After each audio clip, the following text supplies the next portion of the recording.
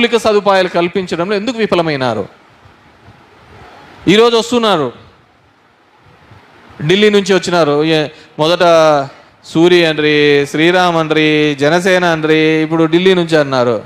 ఢిల్లీ కాదు, ఈడే పొద్దుటూరు ఏడో ఢిల్లీ స్థాయి నాయకుడు అంటారు. నేను ఒకటే అడుగుతున్నా, ఇంతకుముందు మా ప్రకాష్ చెప్పినాడు, నువ్వు ఢిల్లీ స్థాయి నాయకుడు అయితే పోయినసారి తెలుగుదేశం ప్రభుత్వంలో మా చేనేతలకు అందరికీ కూడా 5% GST వేసినారు. మీరు 5% GST వేసినారు. నువ్వు అంత మహోన్నత వ్యక్తివి, నీకు అంత ఢిల్లీలో అంత పలుకుబడి ఉంది, CBI, ED, ఇన్కమ్ ట్యాక్స్ అన్ని దానిలతో రైడింగ్లు చేపిస్తావు, ఇబ్బంది పెడతావు అని చెప్పేసి మా వాళ్ళందరినీ బెదిరిస్తున్నావా? నువ్వు అవన్నీ ఇబ్బందులు ఏమొద్దు, మా వాళ్ళ ఇబ్బంది పోవాలి అంటే ఆ 5% GST చాలనైనా మా వాళ్ళందరూ సంతోషంగా ఉంటారు, నువ్వు వేరేది ఏందే కానవద్దు.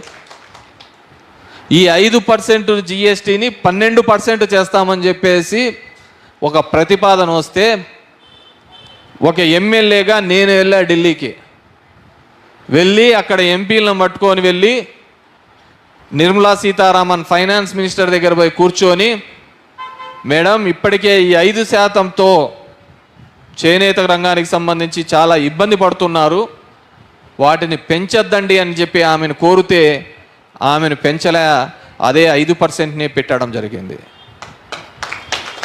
నేను అడుగుతున్నాను, మీకు ఒకవేళ మీరు అంత పవర్ఫుల్ లీడర్లు అయితే వెళ్ళి ఆ 5% తీపిచ్చండి. ఈరోజు ఈ ప్రభుత్వం, బీజేపీ ప్రభుత్వం రాకముందు గ్యాస్ సిలిండర్లు ఏ విధంగా ఉన్నాయి, ఈరోజు గ్యాస్ సిలిండర్లు ఎంత ఉన్నాయి? 1200 రూపాయలు. ఎంత తల్లి? 1200 రూపాయలు గ్యాస్ సిలిండర్. పెంచినది మీరు కాదా?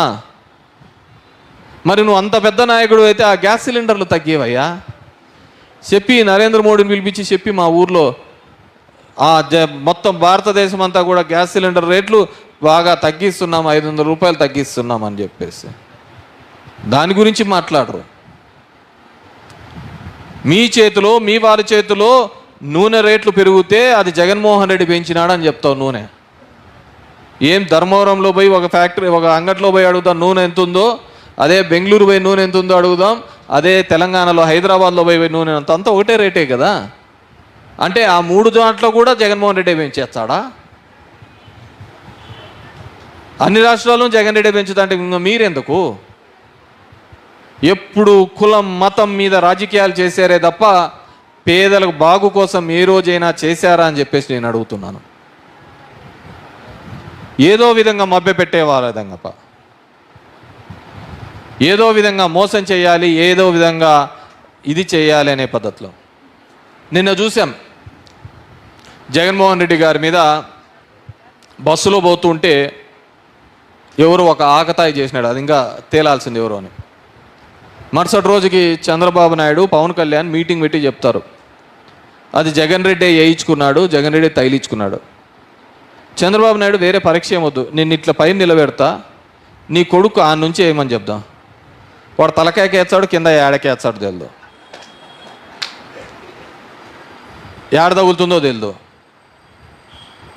ఒకరికి దెబ్బ తగిలింది పోయి, నీ కొడుకు వయసు అంతటువంటి వాడు ఒక ముఖ్యమంత్రిగా స్థానంలో ఉంటే పట్టుకోవాల్సింది. ఎక్కడే కానీ స్టేట్మెంట్లలో చూడండి, నేరస్తుల్ని శిక్షించాలని ఎక్కడే కానీ మాట్లాడలే, పోలీసు వాళ్ళని శిక్షించాలి అని చెప్పేసి అచ్చనాడు అప్ప. ఒకరు ఎవరు జరిగింది, ఎలా జరిగింది అనేది పోలీసులు తేలుస్తారు. వీళ్ళకు ప్రతిదీ ఈడ తగలాల్సింది ఈడ తగిలినా ప్రాణహానే, ఈడ తగలాల్సింది ఈడ తగిలినా కన్ను పోతుంది, అవునా కదా? ఇది కూడా ఇదే చేసినామంటారు. అంటే ఎంత పైశాచిక ఆనందం అంటే అంత పైశాచిక ఆనందం. ఏదో విధంగా మభ్యపెట్టాలి, మోసం చేయాలనే ఆలోచన తప్ప ప్రజలకు మేలు చేయాలి అనే ఆలోచన ఎప్పుడే కానీ లేదు. ఎందుకంటే వాళ్ళ పత్రికలు ఆ విధంగా ఉంటాయి, ఆ పత్రికలోని కథనాలు ఆ విధంగా ఉంటాయి, ఆ పత్రికలోని కథనాలు రాస్తా పోతా అంటారు, అది ఉంది అట్లా బాలే, ఇట్లా బాలేదు, ఇట్లా బాలేదు. అదే చంద్రబాబుని అనుకో, సూపరు సూపరు సూపరు సూపర్ అని. జనానికి తెలుసు కదా ఏం కావాలో ఏముందో అని చెప్పేసి. నీ చంద్రబాబు నాయుడు అంత లీడర్ అయ్యిండి, అంత నాయకుడు అయ్యింటే నువ్వు అన్ని పార్టీలతో కలవాల్సిన అవసరం ఏముంది? నువ్వు నడవలేకపోతున్నావు అనుకో, తోడు తీసుకుంటావు. అప్పటికి వాడు నడిపించలేకపోతున్నాడు అనుకో, ఇంకోని సంఖ్యలో పెట్టుకుంటావు. అంటే దాని అర్థం నువ్వు నడవలేక నడిపించలేక ఇబ్బంది పడుతున్నావు అనే కదా అర్థం. ఈరోజు అన్ని జెండాలు కలుస్తున్నాయి అంటే దానికి అర్థం అదే.